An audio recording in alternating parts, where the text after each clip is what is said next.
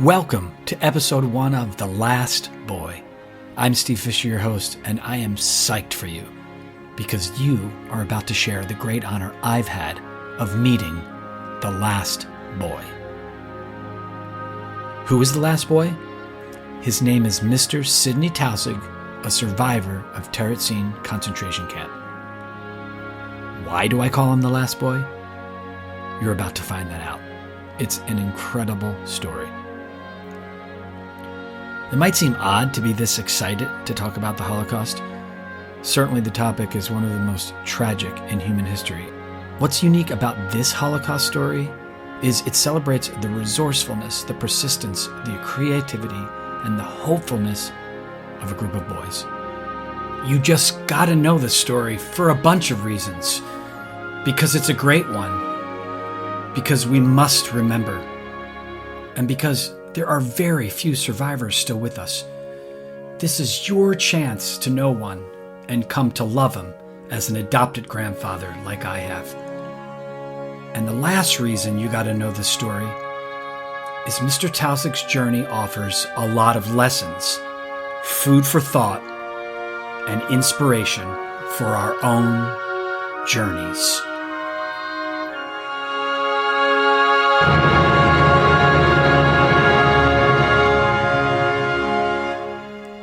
Come on, travel back in time with me to May 8th, 1945. We're in Taussig, 1 hour north of Prague in Czechoslovakia. We're standing in a field, and all of a sudden, Russian tanks pull up. Taussig concentration camp is liberated. When that happened, there was only one boy left in Taussig's dorm number 1. This was a very special dorm, as you're about to find out. Of the 92 boys who passed through dorm number 1 over the course of 2.5 years, 15-year-old Sidney Taussig was the only one not to have been transported east to Auschwitz. He was the last boy. He watched those Russian tanks pull up. At that moment, he was free. He had survived the Holocaust. Taussig was unique. It was essentially a Jewish ghetto in the countryside. It was a particular kind of concentration camp known as a transit camp, a temporary stop on the way east to Auschwitz. Taussig was also unique in that it was a walled military fortress built by the Habsburg Emperor Joseph II, of Amadeus fame. He named it for his mother, Maria Theresa. Most people know it as Theresienstadt. That's the German name for it. Taussig is the Czech name. Since Mr. Taussig is Czech, I refer to it as Taussig. It has served many purposes over the centuries, and in the 20th century it became simply a walled town with regular citizens living in it.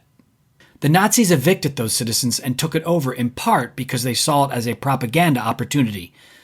The Nazis would come to call it, cynically, the town the Führer gave the Jews. More on that charade in another episode. Before he left for home in May of 1945, the last boy remaining in dorm number 1, Sidney Taussig, was smart enough to take with him back to Prague 800 pages of manuscript sitting on his friend Peter's bunk. Get this. Those 800 pages constituted a magazine that the boys of dorm number 1 published themselves, week in and week out for almost 2 years. This magazine holds the record as the longest underground publication of the Holocaust. If the Nazis had found out about it, surely the boys of dorm number 1 would have been transported to Auschwitz immediately. This magazine shines a breathtaking light into the corners of the minds, hearts, and souls of the boys who contributed to it. It's also, historically speaking, the most important record of what happened in Taussig. The boys of dorm number 1 called the magazine Vedom. Vedom is a Czech word. In my interview with Mr. Taussig you're about to hear, he'll explain what Vedom means and why the boys chose this name. Sadly, eventually, all of the boys of dorm number 1, except Mr. Taussig, were transported to Auschwitz, but not because the Nazis found out about Vedom magazine. In fact, it remained a secret long after the end of the war. it would be many years until the world discovered this incredible artifact. And if Sidney Taussig, our last boy, hadn't thought to rescue Vedum, we would have never known about it. In each episode of this podcast, you'll hear an entry from Vedum magazine. Wait until you hear them. They will make you laugh, cry, and marvel at the human spirit. I'm a musician, and like most musicians, I make my living wearing different hats. One of them is, I'm a choir director. I founded the Keystone State Boy Choir along with my colleague Joe Fitzmartin back in 2001. One of the things we do is travel the world. Many choirs do. As a side note, Keystone State Boy Choir's claim to fame is that we're the first choir in history to travel to and sing in, wait for it, Antarctica. Really? 2009. That's a podcast for another day. But the thing that makes Keystone State Boy Choir special is not where we tour, but how we tour. Wherever we go, we connect to the people and places we visit in a deeply experiential, immersive, and profound way. Like when we tour India, we travel the country with Mahatma Gandhi's grandson. At the very spot where his grandfather was assassinated, we sang 3 songs, one Christian, one Hindi, and one Urdu, representing the 3 religions Bapu tried so hard to bring together through nonviolence. When we toured South Africa, we didn't just take a tour of Soweto like most people. We stayed in the township, some of us in the homes of township choir members with whom we made music. Though their rehearsal space had no heat and no light, we basked in the warmth of Ubuntu. When I was on the pre-trip for Keystone State Boy Choir's concert tour to the Czech Republic, I was in search of that special connection. I knew right away I had found it when I toured Terezin and came across the story of Dorm Number 1 and Vedum magazine. It's a compelling story for anyone who hears it, but it especially resonated with me as someone who knows the challenge and rewards of harnessing the energy of a bunch of boys. Vedum magazine, I discovered, was part of a larger adventure that the dorm dad of Dorm Number 1, Walter Essinger, took Mr. Taussig and his dorm mates on. You see, Essinger's favorite book was a famous Russian novel called The Republic of Shkid. It's the story of a bunch of street boys in St. Petersburg who were rounded up and forced to live in a state orphanage. As a protest, they decided to form their own clandestine self-government right in their dormitory, calling it the Republic of Shkid. Essinger introduced this idea to Terezin's Dorm Number 1, and with his help, his boys created a second Republic of Shkid. It was completely self-serving for Essinger. Grasp this. Ready? At any one time over the course of those 2.5 years, Dorm Number 1 had approximately 35 boys living in it. 35 pubescent boys in one space that should have accommodated no more than 8. Can you imagine what that room looked like, sounded like, and smelled like? That was until the establishment of the Second Republic of Shkid and its official magazine, Vedum. Forming their own government, like the St. Petersburg boys from the novel, empowered the Terezin boys, giving them a sense of freedom, liberation, and self-determination. It also gave Essinger his sanity back, as it had the effect of improving behavior and morale. Vedum in particular gave the boys purpose, something to live for week in and week out. It allowed them to express their hopes, fears, and also gave them a forum to be boys. The magazine is full of humor, silliness, and yes, bawdiness that teenage boys tend to indulge in universally across time and cultures. Since I first discovered Dorm Number 1 in Vedum magazine, there have been several incredible chapters of this journey of my boys and me getting to know not only Mr. Taussig's story, but Mr. Taussig himself, and you'll hear all about them in the episodes ahead. You'll hear them from me, from Mr. Taussig, and from other special guests, including other survivors.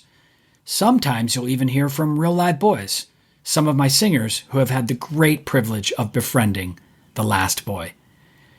Coming to know this story is going to be like putting a puzzle together. I'll offer you pieces of different shapes and sizes as they fit together. In the end, you'll get the whole stunning picture. A few more things you should know about before you meet the last boy, since either Mr. Taussig or I mention it in the interview you're about to hear.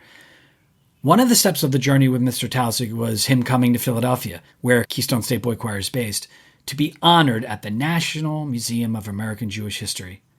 More about that amazing visit in another episode. Mr. Taussig mentions the crematorium. He wrote an entry about it in Vedem magazine. Ready for this? His job in Terezin was wheelbarrowing dead bodies to the crematorium. We talk about not only dorm number 1, but 2 and 5. Picture a large, simple but handsome 2-floor building with large windows. It served as the Terezin Elementary School before the Nazis took Terezin over. The Nazis turned it into the children's barracks. In it, there were many rooms, and each room served as a dormitory. The dorms were broken out by gender and age. Dorm number 1, where Mr. Taussig resided, was for boys ages 13 to 16. There were others for boys in that age range as well. Mr. Taussig actually started in dorm number 2. He was recruited by the boys in dorm number 1 because of their rivalry with dorm number 5. #soccer. Mr. Taussig brings up a Peter Gintz. He was a friend and doormate who served as the editor of Vedem magazine. Unbelievable kid. Mr. Taussig mentions a musical hymn. The boys of dorm number 1 gathered every Friday night to read that week's edition of Vedem.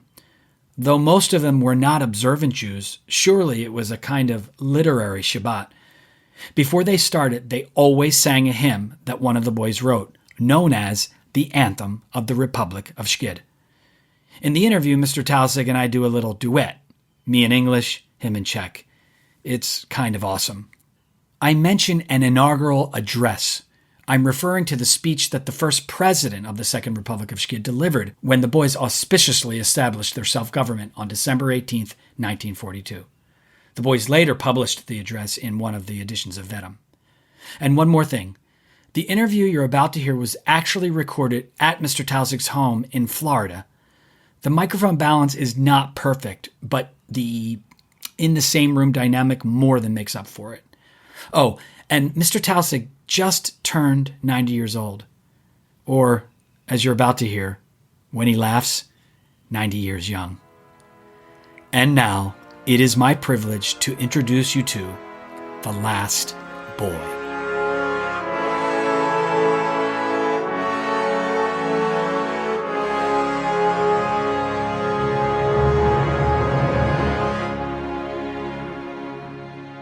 Mr. Zdeněk Taussig. Yeah. But you go by Sidney. I was in the Air Force, and nobody could pronounce Zdeněk, so they gave me, in Latin, Zdeněk is Sidonius, so they gave me a Sidney, and that's how I got it, Sidney. And nicknames were a big thing in Terezin. Yeah. And you told me even with your beautiful wife, Marion, we were at the airport in Trenton after we had honored you, the Keystone State Boy Choir, at the Jewish Museum in Philadelphia. And you said that one of your nicknames was Trixie. You know, we used to have meets, also athletic meets. And there was a girl, I used to run, and I used to throw shot put. And I met her at one of these meets. She was a runner, a very good runner. I met her several times, and the guys started to call me Trix. You know, they wanted to find out what her name is, and then they started to call me Trixie. But my name, most of the name in my is as Blesk, which was lightning. I don't know how I got that. Oh, because you were so fast on the soccer field. Well, that could have been. Blesk is lightning. Blesk. Lightning. Yeah. Blesk, yeah. I read that somewhere. Yeah, it's as a matter of fact, I think on that crematorium piece, I think it's subscribed Blesk over there and at the bottom. Well, I only noted that you told me that story with Marion there because I remember my own grandparents when my grandfather would tell the story of him in World War II fighting in Germany. He would get passes to go to Paris, and he would dance with the Parisian girls. And this was after 69 years of marriage, and all of us having heard that story many times, but every time he told it, my grandmother was displeased all those years later. So the story of Vedum, this magazine, which in Czech meant in the lead, loosely translated. Yeah, we are leading. We are leading, which was literally the case because you were number one. Yes. But also you prided yourselves as, I even remember reading something, the dorm dad, if you will, would brag. If somebody needed something in Terezin, you would go to dorm number one because he could organize the boys to carry things or... And also, in order to get into the a room, you had to take a test, in Czech language and in math. And if you didn't pass, you had to get a certain grade, which he himself established. And you were able to get it. So, for example, even though the guys, as I told you, I was in room number 2 first, and then they disbanded room number 2 because they wanted to extend the entrance into the school where we lived. The guys wanted me to play on the soccer in the soccer group because room number 5 was always the best team, and so I had to take a test too, and you passed. You were smart enough to be part of this sort of literary community, but you said that you were kind of lazy and you didn't want to write. You'd rather play soccer. That's exactly right. I hated to write. And that article which I wrote over there about the crematorium, that was really forced on me to write. Gintz, was after me. And it started, that article started other articles which were the tours through Terezin. For example, Gintz went to the Rambles through Terezin. Yeah, that's what it was. Yeah. Yeah. But you were actually a good writer because that article is very well written. Well, I guess I was fair, but I hated to write. My own take on Peter Gintz is that he was born a writer, and if he had not perished, he could have been one of the great Czech writers, literary figures of his generation. He could either that or he could have been a good lawyer. Yeah. One of the reasons why I think that this story is not as well known as, say, the Diary of Anne Frank. It's not as simple as a diary that was found. You had a dorm dad who was in charge of a group of 30, 35 boys, 13 to 16, and needing to channel their energy as boys' energy needed to be channeled. He remembered a favorite book from his childhood, The Republic of Skid, and borrowed from that Russian book this idea of letting kids self-govern and also writing a kind of magazine. I like to call it the Second Republic of Skid, that he really facilitated setting up this government for you and your friends. Yes, he was into Dostoevsky. And Gintz also was into Dostoevsky, The War and Peace, When it started, there were 3 main guys who really started the Republic of Skid. And they made a hymn. Can we sing it? I know it. Yeah? Oh, yeah. What joy is ours after the strife? In number 1 we've made our bid. The self-government has come to life. Long live the Republic of Skid. Yeah, but in Czech, I don't know it in English. Can you sing a little in Czech? Yeah. Jaká bouře, jaká sláva, na jedničce jasá lid, ožila tam samospráva, žije republika Skid. My se nikomu nedáme, ať si křesťan nebo žid, pracovat vypřísaháme, Protestantlich geht. But that second section, which is so powerful to me, every person is our brother, whether Christian or a Jew. Yes. That is remarkable because their so-called Christian brothers were their captors. There wasn't anybody Christian there, at least not enough to have spared them, Terezin. So for these boys to have already a sense of, I don't know if it's forgiveness or the need to aspire beyond hatred.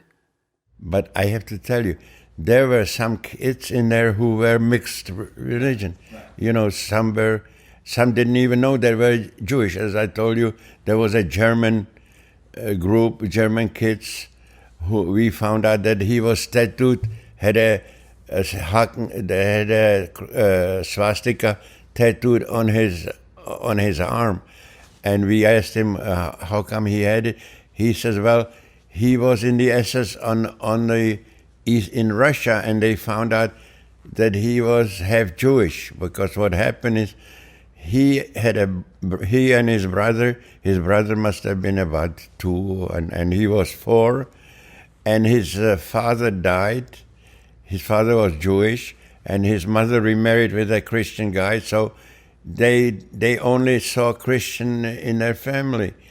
And he was drafted into the SS and went to the Eastern Front to Russia, and then they found out that he was half Jewish, because the Germans used to poke into, they found out what was your great-father, and they sent him to Terezin. So in Vedam, you meaning the boys, published the address, which was given by Walter Roth on, I believe, December 18th, 1942. And the address was as follows. The banner has been raised. Home number 1 has its own flag, the symbol of its future work and its future communal life. The home has its own government. Why did we set it up? Because we no longer want to be an accidental group of boys passively succumbing to the fate meted out to us. We want to create an active, mature society, and through work and discipline, transform our fate into a joyful, proud reality. They have unjustly uprooted us from the soil that nurtured us, from the work, the joys, and the culture from which our young lives should have drawn strength. They have only one aim in mind: to destroy us, not only physically, but mentally and morally as well. Will they succeed? Never. Robbed of the sources of our culture, we shall create new ones. Separated from all that gave us pleasure, we shall build a new and joyous, triumphant life. Cut off from a well-ordered society, we shall create a new life together based on organization, voluntary discipline, and mutual trust. Torn from our people by this terrible evil, we shall not allow our hearts to be hardened by hatred and anger, but today and forever, our highest aim shall be love for our fellow men and contempt for racial, religious, and nationalist strife. Yeah. And when I read nationalist strife, I can't help but think of what's happening today in 2019, not only in our own country, but in other countries where politicians are using nationalism. History repeats itself. For power, yeah. But sows seeds of hatred. Yes. So it tells us why we have to remember, because it just all happens again when we forget. Sure. History repeats itself. It's unfortunate. But hatred always, people ask me whether I hate the Germans. And I said, no, I just don't like them. But if I would hate them, I would be just like them. So I don't hate. I just don't like them. I wouldn't buy a German car, and I wouldn't buy anything which I know it's German. But nowadays, you get articles made in Germany, you don't even know about it. But if I know about it, I wouldn't buy it. That's all. But I don't hate them. Incredible, right? If you haven't subscribed, please do. You don't want to miss episode 2. In the first half of the episode, we'll talk about the dilemma of how to approach societies and cultures who have committed crimes against humanity. Mr. Taussig's position of not buying German products is certainly understandable in light of what he went through. But is it fair or unfair? Should we listen to the music of composers who were known to be anti-Semitic, like Mozart and many others? Should we support artists who were or are criminals? I'll share a remarkable story about the dilemma Leonard Bernstein faced in 1947 when he was asked to conduct the Vienna Philharmonic, which included musicians who were former Nazis just 2 years before. Mr. Taussig himself will weigh in on all of this. And you can too. If you have thoughts, comments, or questions for Mr. Taussig or me about anything at all, please email me at stevefisherpodcasts@gmail.com. That's Fisher. You could be featured on an upcoming episode. And who knows, you might be my next guest. Again, my email is stevefisherpodcasts@gmail.com. In the second half of episode 2, we'll hear Mr. Taussig's take on the corona pandemic and his advice for young people. He knows all too well how hard it is to be a kid, be confined, and be unable to pursue an education. His story of going back to school the very next day after he returned to Prague in May 1945 and his first interactions with his teacher will bring tears to your eyes. Lastly, I have a special first episode gift. Go to Steve Fisher Podcasts on YouTube and you'll find a virtual live-streamed video tribute that the Keystone State Boy Choir gave Mr. Taussig on May 8th, 2020, the 75th anniversary of his liberation from Terezin. The password is Episode 1. Episode, no caps, no space, followed by the number 1. I'm Steve Fisher, and on behalf of The Last Boy, thanks for listening. Until next time.